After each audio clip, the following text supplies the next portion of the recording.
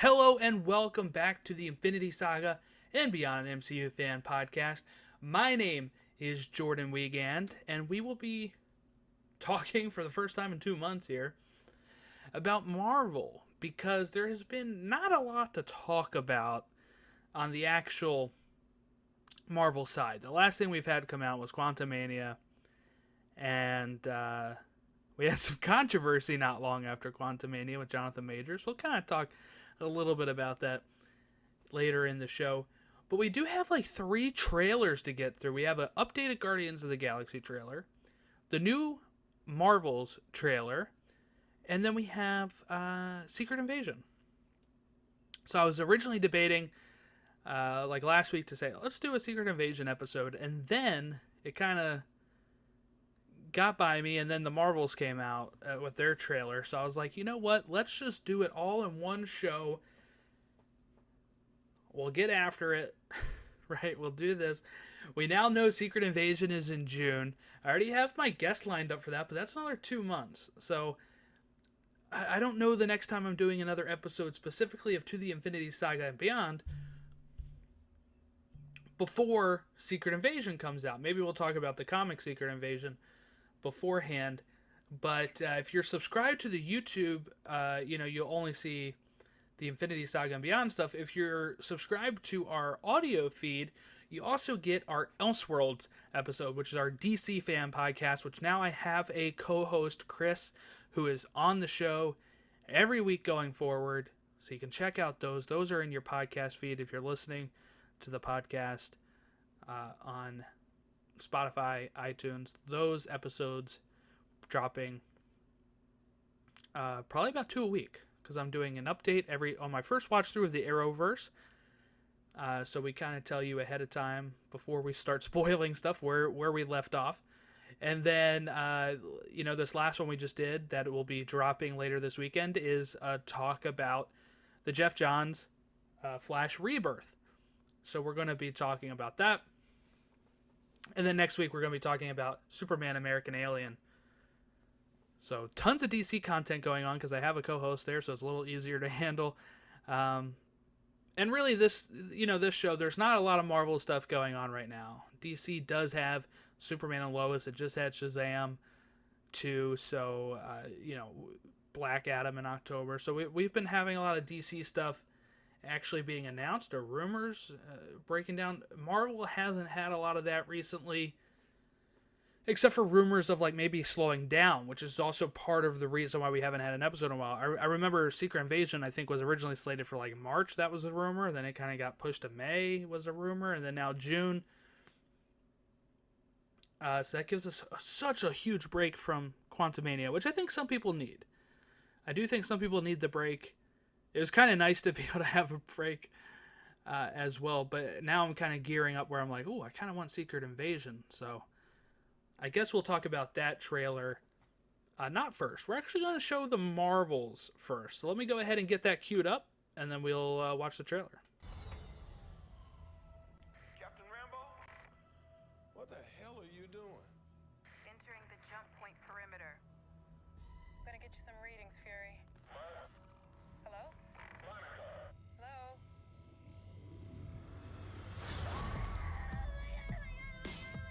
Captain Rambo?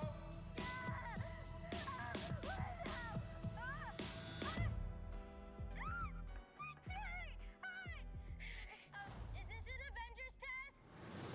Where's Captain Rambo?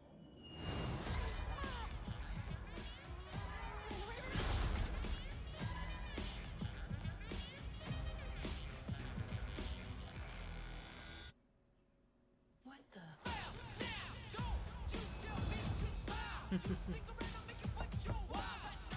Hi. We're looking for Kamala Khan. Okay, so our powers are entangled. I can manipulate light energy. And you, I could totally show you. Not again! Hi. Where's our daughter? Wherever you were.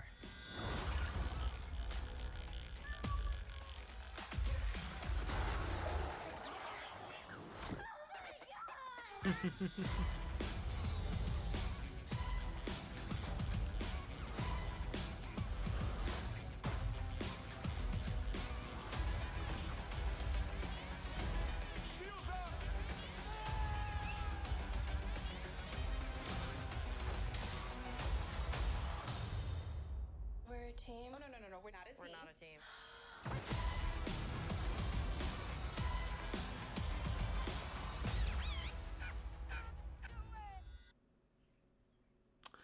All right, so that's November, 20 2023. I think it's the 10th.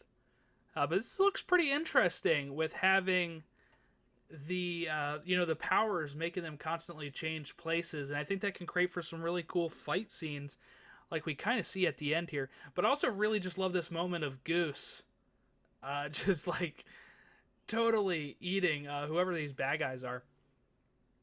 And just kind of throwing Kamala into this whole world of like, where am I? What is this? But yeah, there's a moment at this like last battle here. Oh, there's also this lady that's gonna come out here.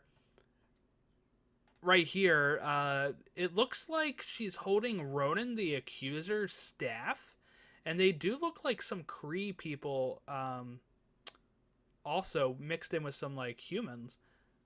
So I'm not really sure what this is supposed to be. Is she did she find Ronan's staff? Did she take Ronan's staff and now kind of got all these people to follow her based on that? And I don't know. That's kind of interesting. It's kind of interesting. And then you have this like final, I don't know if it's the final battle, but you have, okay, I'm using my powers.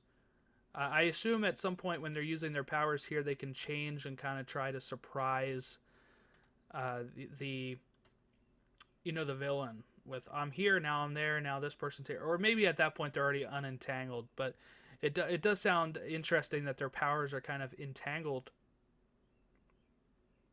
We saw that at the end of Miss Marvel, so very curious for this. Also, we got Saber Space Station, which some people are like, oh, it's not Sword, but apparently Sword, it could still be Sword with their space station called Saber. I don't know. We'll find out.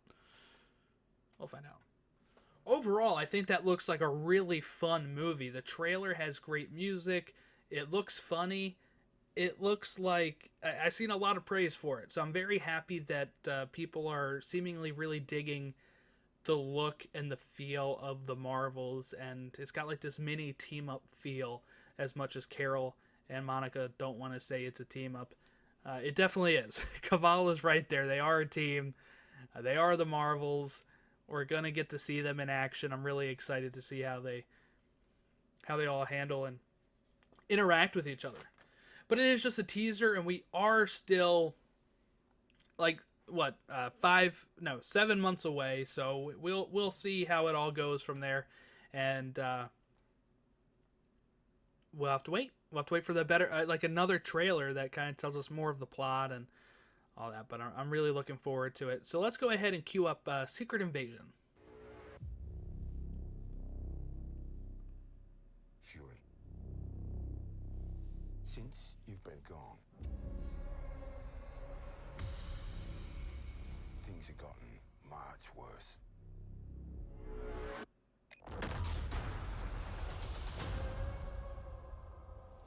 How you think I came back?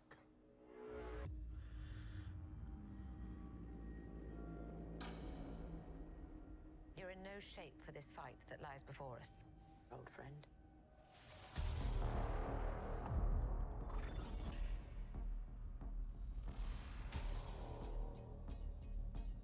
This is personal. Very few of us know about the wars fought in the shadows that have raged on this planet. Do you feel responsible?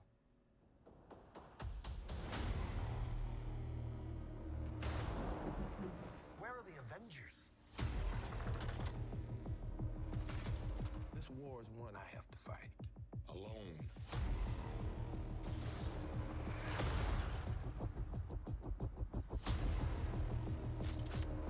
You're the most wanted man on the planet. You don't know what they have planned for you. The great Nick Fury.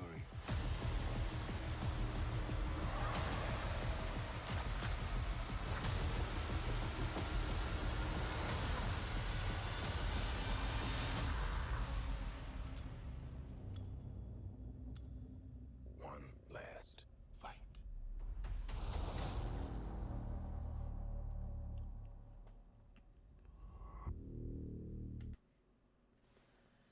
That trailer is just so amazing. It's a really good trailer.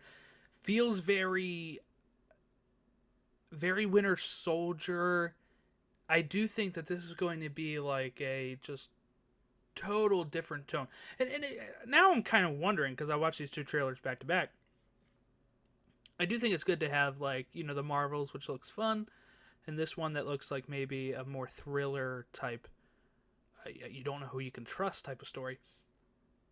But Nick Fury is in both of these. And I do wonder which one is supposed to take place in what thing. I assume the Marvels is actually before this. And my only guess on why that is because Nick Fury is at Saber Station in the Marvels, while in Secret Invasion, he's talking about coming back, and he's like back on Earth and doing stuff like that. So, unless if he was, because we saw him last in space at the end of Far From Home, and haven't really seen him since. So I do think that then the Marvels should technically be next, and then Secret Invasion, though we'll watch them in opposite orders. Unless if, like, post-credit scenes tell us something different, or if they somehow set up him going to the Saber Station at the end of the show. I don't know. That's just kind of like the first thing I thought of, because it's like, I didn't think about it when I watched the Marvels trailer recently, because it had been a couple weeks in Secret Invasion trailer, and I was like, whatever, like, I'll see it when I see it kind of thing. Like, I'll revisit it when I revisit it. And then watching these back to back, it's like, oh, right. They both have Nick Fury. Which is the order here? And I think I have it right. I think it is going to be the Marvels chronologically, then Secret Invasion. And one of the things that doesn't help with that, right, is the constant date changes for all these projects has kind of flipped, I think. I think Secret Invasion was supposed to be first at some point and got bumped, or vice versa. Marvels was supposed to be first. That was supposed to be February of this year, right? And then Ant-Man took its spot and then got bumped. Like, a whole bunch of different things happened over the course of these COVID times and post-COVID that I can't even remember the exact release dates of some of this stuff. But I do think at some point this was supposed to be first. It was supposed to be February of this year, and then you would have got Secret Invasion later. So in that case, it would make sense. In the case that we're going to watch now, it's just going to be probably like the Marvels as a prelude to this, maybe. I don't know. The Secret Invasion looks really good. Like, I'm not a fan of the comic, really. I don't even think I finished it. I read it like maybe 4 of the, I think it's 6 issues, something like that, and just kind of the drive to complete it wasn't there. So if we do talk about it before the show, it's going to be me finishing it and then wanting to talk about it. But I didn't really care for the way that it was handled in the comic.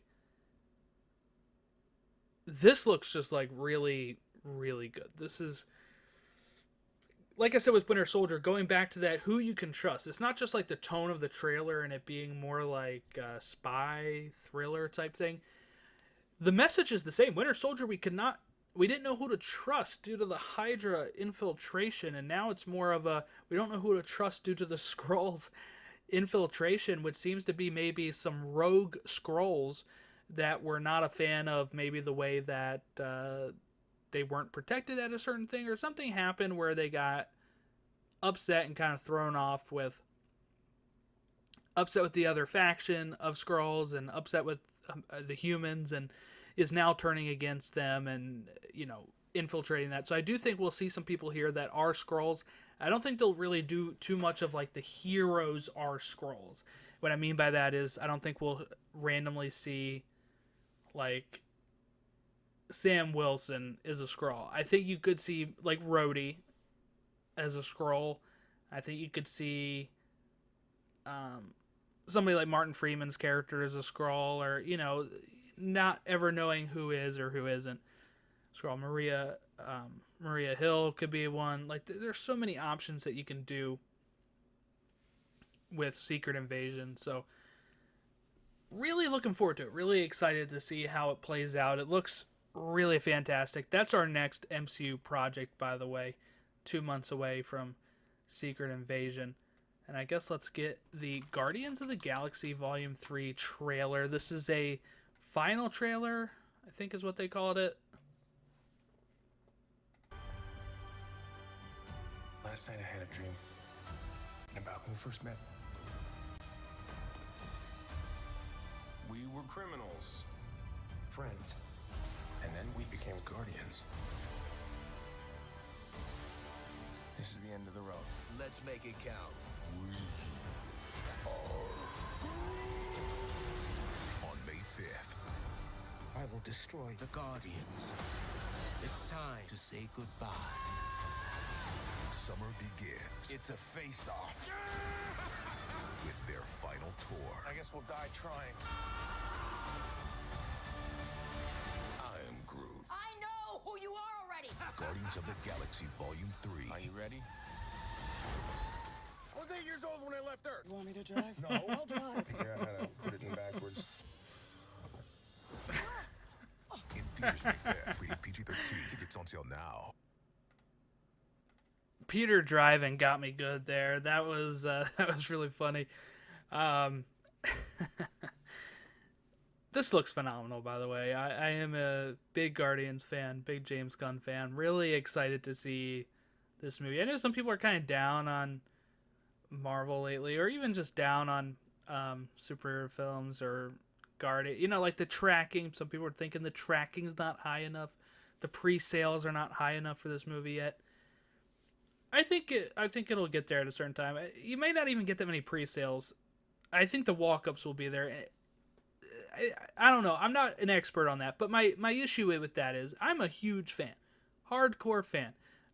Before COVID, I used to get tickets as the day they dropped for the Thursday or Friday, and yeah. So that is something that I've been thinking of. And now, since COVID, I'm not that way. I really only did for No Way Home, I think, where I bought tickets right away, and that's because it kind of had the feel that you had to get tickets at time. But even then, I did it the week of. Still was able to get 2 showings in that weekend without having to worry about bad seats or sold out shows. They add so many darn showings now on the weekend of. You don't even have to worry about buying tickets ahead of time. I think the last one I was really worried, like, we have to get tickets, was Endgame.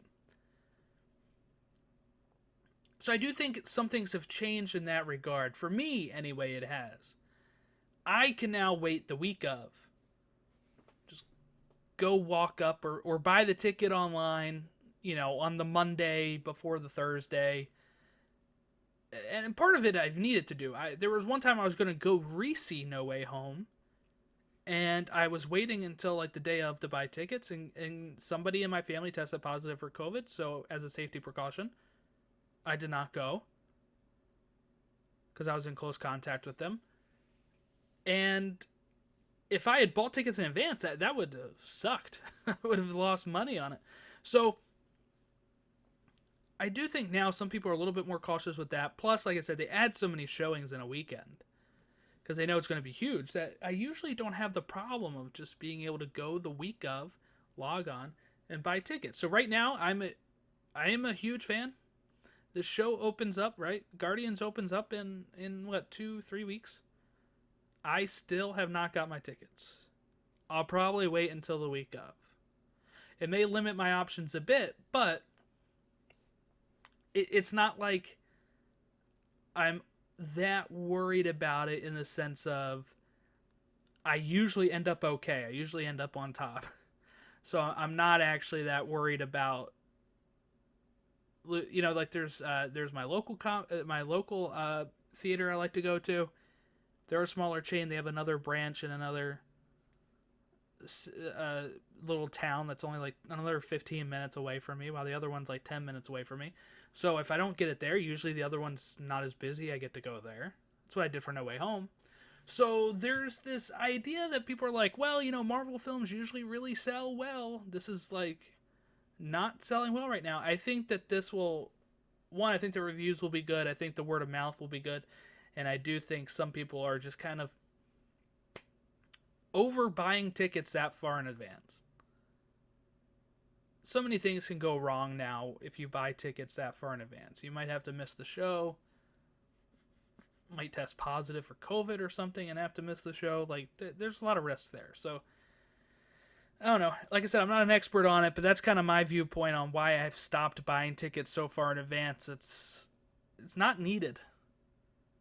I really feel like I can just get most of the showings I want to, no problem. Now, if you're in a big area that might have limited theaters, you might have to go and buy the tickets well in advance. But for me, I have the opportunity. Plus, like I said, they add so many shows. There was one time, when No Way Home tickets dropped or whatever, I think I tried to buy it that day when they dropped. And there was no, 7 o'clock showing. There was, a 6:30 and a 9 o'clock. Well, guess what? It rolls around to the week of. Now there's a 7 o'clock. Now there's a 7:15. Now there's a 7:30. And you're like, oh, they added a whole bunch of shows. So that happens. And I kind of got screwed out of that a few times. So that's another reason why I've kind of waited now. I'm like, they'll just add the showing I want. Because I like the 7 o'clock type show. Because I like to get out a little early. Not have to worry about, especially if I was going into the office the next day instead of working from home or something where I'm worried about sleep. 7 o'clock showing. The movie's done by 9:30, 10 o'clock. You're out. Some of these showings would be 6:30 and then 8:40. And I'm like, whoa. Where is an 8? Where is a 7? So then they usually add those later on. So I'm not sure how they determine those at some of these theaters, but that's my reason for not buying and jumping on the tickets right away anymore. All right, we'll wrap up the show with just a little bit of talk about the Jonathan Majors stuff going on here. If you don't know, Jonathan Majors was arrested. Was it technically arrested? I think so.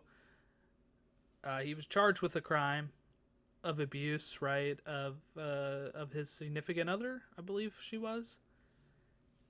And he denied it, obviously. Now, they released some text messages that also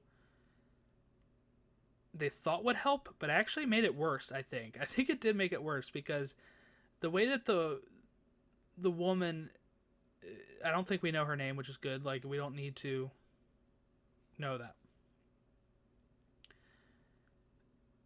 She was very apologetic about it and said it was her fault, and it just sounded like an abusive thing. It sounded like an abused person.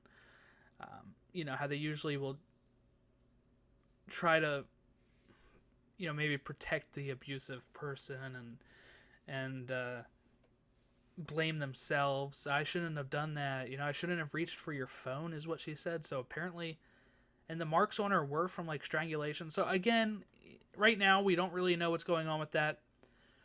And I don't want to get too far into it, but the reason why I bring it up is because Jonathan Majors plays Kang, who's supposed to be the next villain. And he was actually probably one of the only things in Quantumania that most people agreed with was really good. And I'm not going to sit here and speculate what they do going forward for him, because it's not really about that. It's about the crime and the abused partner and all that kind of stuff. But the reason why I'm highlighting this is just because of the way that Marvel is approaching this right now. It's been a lot of quiet, a lot of silence. But on digital ads for Ant-Man and the Wasp: Quantumania, there is no Kang to be seen. Perfect.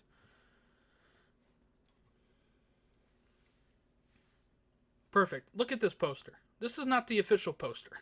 This was not the official poster when it released. This is what's been on, coming to digital ads. It shows Paul Rudd. It shows Evangeline Lilly. And in the very, very back, it shows Kang floating. But not where you can see his face. And if we kind of juxtapose this to the main poster where it shows everyone, and you see Kang here, his face is visible. This poster, I don't know if that's official, but that has Kang on it. Now, the Blu-ray, it looks like, will have Kang on there. That's probably already been in production for so long. But these ads, I think they just scrubbed them out. It's either that or they really just want to focus on Ant-Man and the Wasp. But it does seem interesting. Like, this is another poster here. It just seems really interesting that the digital ad only shows Kang in this far back thing without seeing Jonathan Majors' face. So the reason I brought that up